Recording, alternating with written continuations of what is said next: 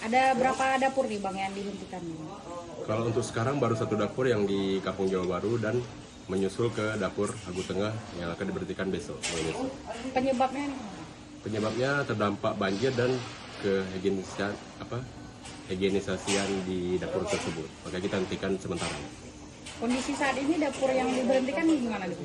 Kondisinya untuk sekarang lagi tahap perenovasian dan infrastruktur yang terdampak sekarang. Gimana nih Bang? Apa ada peralihan nanti dapur kemana gitu?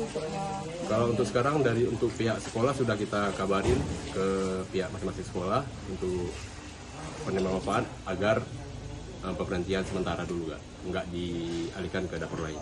Sampai kapan? Kira-kira 1 mingguan lah, 4 hari lah kita agak maksimalnya. Dari tanggal berapa ke tanggal berapa nih? Untuk sekarang tanggal 24 sampai tanggal 28 paling. Berarti total yang dapur yang akan berhenti nih 2 gitu? Iya, untuk sekarang masih 2 dapur yang terdampak banjir sekarang. Total sekolah yang terdampak akibat dapur ditutup ini ada berapa Bang? Mungkin kira-kira 2 dapur sampai 30 sekolah.